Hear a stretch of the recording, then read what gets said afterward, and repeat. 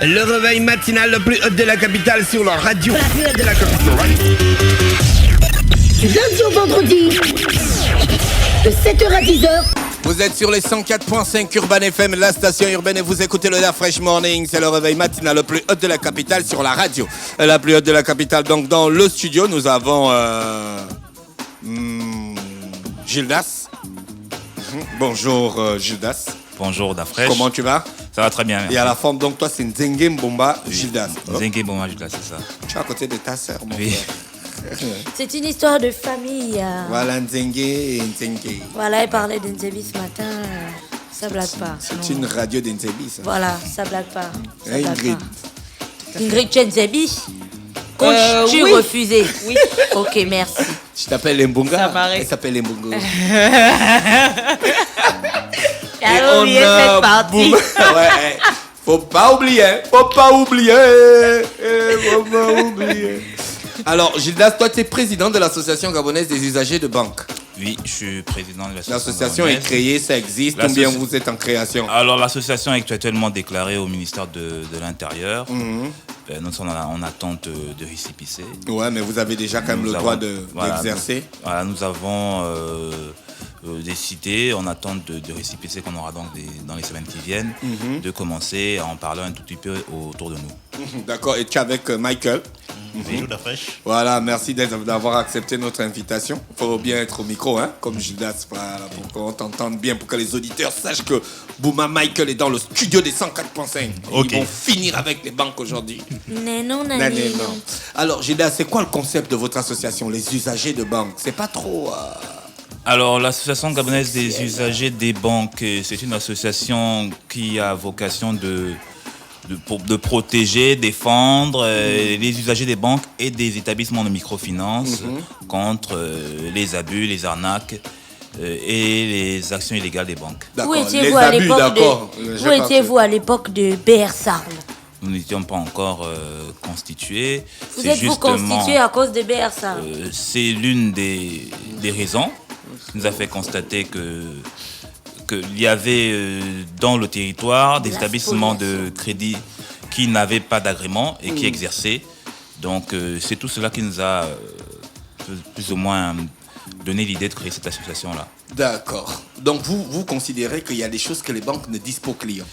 Oui, justement, on est également là pour interpeller les populations parce que nous présentons dans le cadre du cabinet dont je suis le gérant également. Le cabinet Osiris. Voilà, au cabinet Orisis. Voilà, Orisis. Hein, Orisis. Voilà, Orisis. Orisis, pas Nous Osiris, lançons il y a une différence entre Osiris Osiris et et Orisis. Oui. Osiris, Osiris, c'est c'est la un dieu non, mythologie. dans la mythologie Voilà. Égyptienne. égyptienne. Et Orisis, c'est qui? C'est le cabinet. Orisis Patrimoine.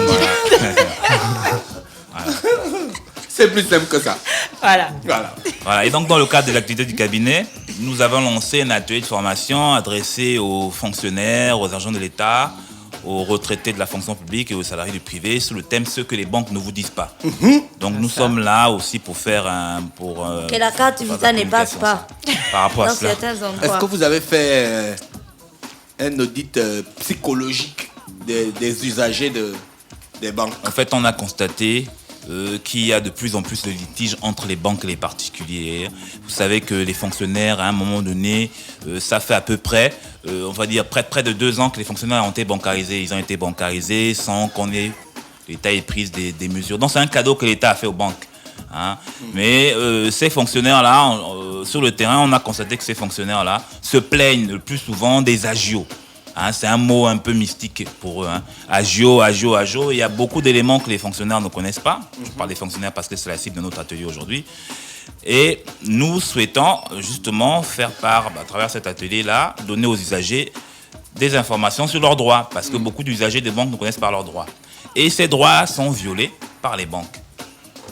Donc l'objectif de cet atelier-là est d'informer tous les usagers des banques sur leurs droits et sur comment ils pourraient éviter de perdre de l'argent. D'accord. J'ai une question. Oui. Il y a 2 ans, le gouvernement a décidé de bancariser tous les fonctionnaires. C'est un cadeau que l'État a fait aux banques.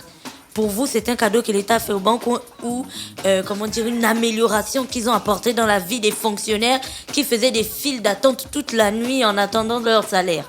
D'accord. Bon, ce que... Mais avant, les fonctionnaires avaient déjà les banques, les cartes bancaires. Ou bien on a élargi ça à plus de fonctionnaires. Non, ce qu'il faut savoir, c'est que la plupart des pays africains ont fait, ce n'est pas propre au Gabon. Hein. Vous allez en RDC, la RDC a bancarisé les fonctionnaires, on va dire en 2014, la Côte d'Ivoire l'a fait, le Sénégal l'a fait avant nous.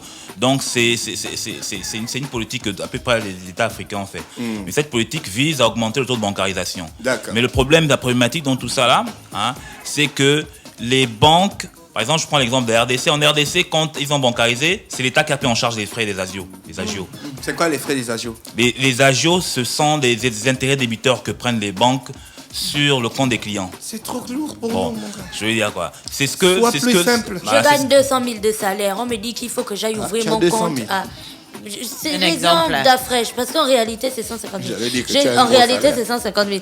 Je garde 200 000 de salaire. Je vais ouvrir mon compte bancaire à la banque X de Ingrid, par exemple. À quel niveau se Ingrid, tu as trouvent une les banque? agios? Expliquons-nous non, je suis concrètement. Bon, les agios se trouvent au niveau où, quand on dit par exemple ce que les banques ne vous disent pas, les banques ne vous disent pas que dans les banques, il y a ce qu'on appelle, il y a deux dates dans les banques. Il y a ce qu'on appelle les dates de valeur et dates d'opération. Quand vous déposez votre argent à la date d'opération, Quand on vire mon salaire. voilà, les quand on 200 vire vos pour salaires, je prends un exemple, vous êtes payé, vous êtes fonctionnaire, vous êtes payé le 25. On vire votre argent le 24. Et le 25, vous venez faire un retrait. La banque va regarder en J-1, donc date de retrait J-1 le 24, qui est la date d'opération. La banque va considérer que cet argent ne vous appartient pas, elle va vous prendre des agios. Ces agios, vous allez payer par trimestre. Mais ça, les fonctionnaires ne le savent pas. Donc chaque trimestre, on leur prend des agios. On leur prend des agios, on leur prend des frais de tenue de compte. Et tout ça fait que ça crève leur salaire à la fin du C'est trimestre. aussi important que ça, les agios. Ouais, c'est important parce que Ça les représente petits à peu trucs près que les combien de banques nous pourcentage? mangent là, ils mangent un peu, et puis tu ne te rends pas compte. Hein. Après, Bon, ça considère les il faut immeubles. aussi dire qu'on peut aussi définir des agios comme ce sont des prélèvements que la banque prélève dans le compte d'une personne lorsqu'il a découvert ou pas. C'est-à-dire Comment quand... est-ce qu'on a même le découvert? Ça existe. Il y a les Non. gens- Il y a des gens qui ont ça. Oui, il y a des gens qui ont découvert. Hein, Ils accordent ça aux gens. oui, ils en accordent, oui. Moi, Mais même le quand problème, il me reste c'est 20 000 le problème, dans le c'est- compte, je ne peux même plus rien prendre. ce qui, Je ne peux plus rien payer. ce qui nous interpelle, nous, c'est pas ce que les banques font légalement. Nous, ce qui nous interpelle, c'est ce qu'elles font légalement, illégalement, et ce qu'elles font comme abus, et ce qu'elles font comme arnaque. Et donc Exemple, qu'est-ce qu'elles font illégalement? vous allez organiser quoi? Des séminaires, Là, dans un premier des temps- séances de formation, Dans un premier temps, on organise un atelier de formation. hein. D'accord. Et comme Ingrid a posé la question, qu'est-ce qu'elles font comme abusivement? Je vais vous donner un exemple. Lorsque vous prenez un crédit, la banque, pour un fonctionnaire, la banque va analyser votre solde, donc ce qu'on appelle dans le privé votre salaire. Ce salaire-là, le législateur a prévu que le salaire est scindé en deux parties. Une partie qu'on appelle la partie cessible ou saisissable, qui représente un tiers du salaire, et une partie qu'on appelle partie incessible et insaisissable, qui représente les deux tiers du salaire. Et le législateur a scindé ces deux parties-là. Donc, lorsque vous prenez un crédit à la banque ne peut prendre que un tiers de votre salaire. C'est-à-dire que le salarié ne peut céder à la banque un tiers de son salaire et les créanciers du salarié ne peuvent prendre que un tiers sur son salaire. Ils ne peuvent pas prendre tout ton Ils ne peuvent salaire. pas prendre tout votre salaire. Mais ce qu'on a constaté, c'est qu'aujourd'hui, c'est pas ce qui se passe. Aujourd'hui, les banques Il y a des gens qui sont violent la incriminés. quotité cessible. C'est-à-dire qu'elles vont juste au-delà des un tiers et on se retrouve avec des populations, des personnes qui se retrouvent avec 20 000, 30 000, 40 000 de salaire par mois. Ce 8 qui 000 est même, complètement je veux dire. illégal. Oui, mais oui. Voilà. Oui, tu Donc vas c'est ce comme que ça, nous, tu on vas vient fasciner. dénoncer là. Et après, il y en a beaucoup. Il y en a beaucoup d'autres dérives. D'accord. Donc vous allez faire un séminaire. Voilà. On fait un séminaire sur ce que justement les banques ne disent pas. Le Ça- séminaire, c'est quand? Le séminaire va se passer tous les samedis du mois de mai D'accord. à Michel Dira. Vous avez une salle de réunion là-bas, Voilà. une salle où Une vous salle de pouvez faire réunion. ça. Voilà, nous avons une salle de réunion là-bas, mais il faudrait quand même préciser qu'actuellement nous sommes toujours en négociation à Michel Dira pour finaliser le lieu. D'accord, ok. Et sinon, dans un premier temps, on a choisi Michel Dira. Et les critères de participation à ce séminaire, quels sont-ils? Alors là, notre cible, elle est surtout, comme on a dit, hein, c'est surtout des fonctionnaires. Hein, fonctionnaires, MONP, main-d'œuvre non permanente, et salariés du privé, et les retraités. Parce qu'on a constaté qu'il y a certaines banques qui profitent un peu de la faiblesse de certains retraités. Hein. D'accord. Vous avez des banques où on impose aux retraités d'avoir une carte bancaire Visa. Vous avez des banques où des retraités ont des frais de tenue de compte comme s'ils étaient toujours en activité. Vous avez des banques où les retraités, quand ils viennent prendre de l'argent à la fin du mois, ils ont des longues queues. Vous venez à 7h du matin, et jusqu'à 15h, vous n'avez pas encore pris pour votre pension. Et quand vous arrivez à 15h30, on vous dit non, maman, vous n'avez pas mis votre photo. Hein, ça, c'est le cas d'une dame qui est venue nous voir. On n'avait pas mis sa photo. Et du coup, quand on fait des recherches, on se rend compte que la photo est dans les dossiers. Hein?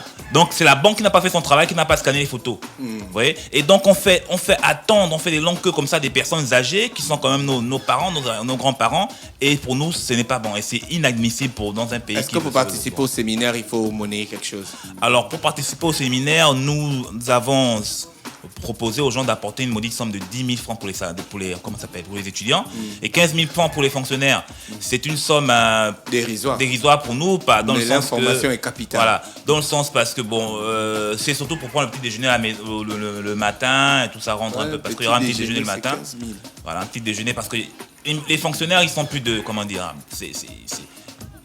il y en a des milliers de fonctionnaires. Si on imagine que tous ces gens viennent, il faudra quand même les mettre à l'aise. Parce qu'on paie aussi la salle. Voilà. Et vous y connaissez en banque, Gildas? Alors moi, je suis un ancien de la banque. Et pour... C'est les injustices là qui vous ont fait partir de la banque. Bon, personnellement, moi, je suis un peu plus du côté de client parce que j'ai une formation en tant que gestionnaire de patrimoine. Donc, je suis un gestionnaire de fortune. J'ai été plus formé pour m'occuper de la fortune des clients. Donc, de l'autre côté des clients. Hein. Mais en banque, on est formé plus pour vendre. On est un commercial. Donc, on vend tous les produits, on équipe le client. Quand un gestionnaire de fortune travaille dans une banque, il travaille pour l'intérêt de la banque. Il travaille pour l'intérêt de la banque. D'où le fait que pour nous, on estime que les banquiers, en tant que tels, ne sont pas des conseillers financiers.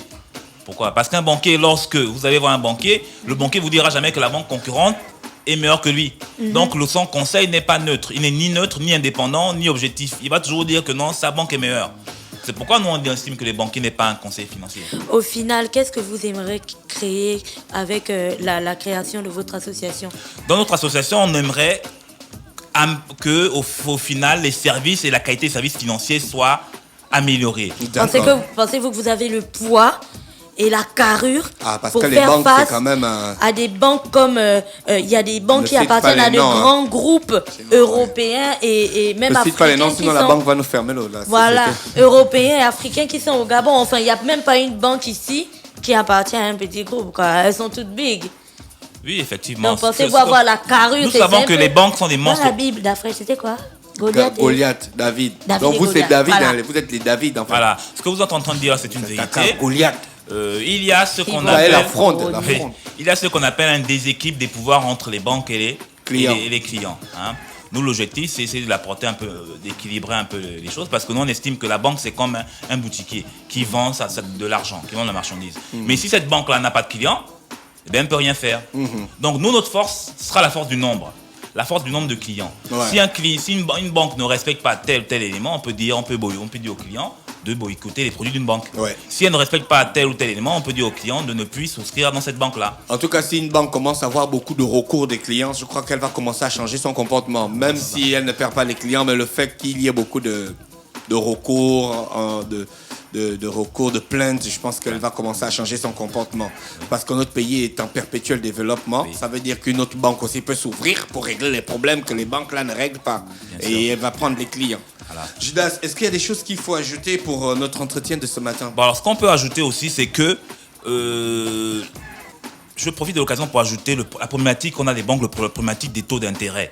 Les taux d'intérêt, pour nous, sont des taux d'intérêt exorbitants, ubuesques, prohibitifs, qui tuent l'émergence que tout le pays veut. Le taux d'intérêt tue l'agriculture, le taux d'intérêt tue les PME, les PMI. Le taux d'intérêt tue l'entrepreneuriat. On veut que tout le monde fasse des startups, des PME, tout ça. Mais à quel taux d'intérêt? Ces taux d'intérêt tuent le pouvoir d'achat, ces taux d'intérêt tuent la croissance même économique du pays. Donc nous interpellons les pouvoirs publics pour voir si le président de la République puisse intercéder auprès des banques pour pouvoir baisser ces taux d'intérêt-là. La BEAC, la Banque centrale des États d'Afrique, la Banque des États d'Afrique centrale, par l'intermédiaire de son gouverneur, a baissé le taux d'intérêt de 2,95 à 2,45. Mais cette baisse du taux d'intérêt, de taux directeur de BEAC ne s'est pas fait ressentir auprès des banques. L'objectif, c'était qu'en baissant ce taux d'intérêt, les particuliers puissent le ressentir et puissent augmenter leur pouvoir d'achat en souscrivant à ces crédits. Mais ce n'est pas le cas. Donc, l'objectif, c'est de faire en sorte que la qualité des services financiers soit meilleure et que tout le monde puisse en bénéficier. bénéficier. Merci Gildas Nzenge Mbomba qui est avec nous ce matin, le président de l'association gabonaise des usagers de banque. Une très belle initiative. Vous avez quand même un site internet ou un Facebook? Alors pour l'instant on a les gars, il faut être on a un dynamique Facebook, là. On est au numérique, Facebook, les gars. vous tapez Agub et vous allez voir l'association gabonaise des usagers des banques. On publie les droits des usagers et on publie toutes les dérives que les banques peuvent, les techniques bancaires abusives qu'on peut retrouver dans notre pays. D'accord. Merci Bouma Michael et Nzenge Bouma Gildas qui est avec nous ce matin dans le Fresh Morning. Gina, l'horoscope des auditeurs pour terminer. Pour les poissons, dialogue facile avec votre conjoint ou partenaire, partage des tâches domestiques, décoration de votre maison. Bref, ce sera l'entente parfaite pour les couples bien installés comme pour ceux récemment formés. Pour les Verseaux, cette journée vous verra enclin à redistribuer les cartes et à entamer une nouvelle partie. Il est salutaire de remettre en question vos relations extra-conjugales. Voilà, pour les Capricornes, si vous partagez votre vie avec quelqu'un en ce moment, vous saurez agréablement réchauffer l'univers de votre conjoint ou partenaire avec des compliments de choix. Pour les Sagittaires, pour être heureux en ménage, vous devez absolument sortir de votre réserve cette fois et de dialoguer avec votre conjoint ou votre partenaire au lieu de ruminer vos griefs sans qu'il ne sache jamais pourquoi vous lui en voulez. Les Sagittaires. Pour les Scorpions, belle complicité en couple. Oh, il y a les pics ici là. Après, je vais te lancer la chaussure. Belle complicité en couple. Pensez ce jour qu'il vous suffira de cultiver la tolérance et de vivre l'amour comme un échange ou une coopération et non pas comme une lutte pour que les problèmes qui menacent actuellement votre couple disparaissent. Pour les Balances, cette position d'Uranus pourrait faire surgir des difficultés dans votre vie conjugale.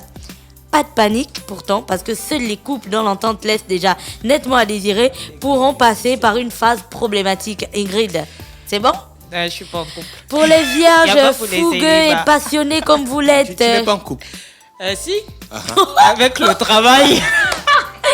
Pour les vierges fougueux et passionnés comme vous l'êtes, vous aurez intérêt à faire un effort de compréhension vis-à-vis de votre conjoint ou partenaire qui risque de s'essouffler à vouloir satisfaire vos exigences excessives. Big up à Baponga.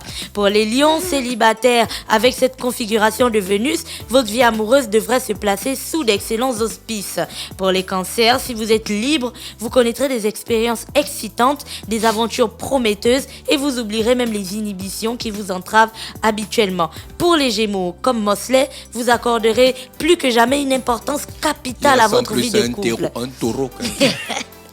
Et vous ne cesserez de donner de nouvelles preuves d'attachement à la personne qui partage votre couche. Okay. Pour les taureaux, oui, on peut dire votre couche ou votre lit. Oui. Vous êtes très sensible aux mots, vous.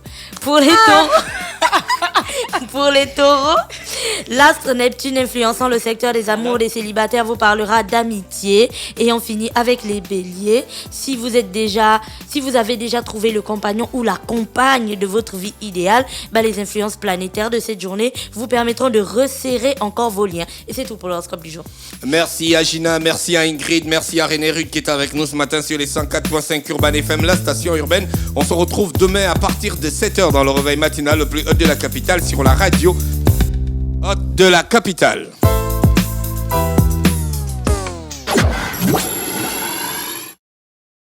Urban FM 104.5. Urban FM, toujours dans le barrio, proche des éléments. On fait passer les chariots à chaque événement. Général en costard. Urban FM, c'est cool, c'est fun. En fait, jamais une radio n'avait été aussi musicale.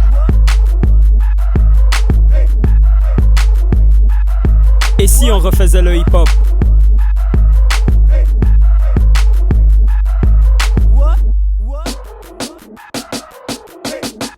L'équipe nationale de la FM. C'est 100% musique urbaine, c'est notre radio préférée. Urban FM, je te kiffe. Toutes mes exclusivités et toute mon actualité, c'est sur Urban FM. C'est frais, c'est maintenant et c'est pour des générations. Urban FM 104.5.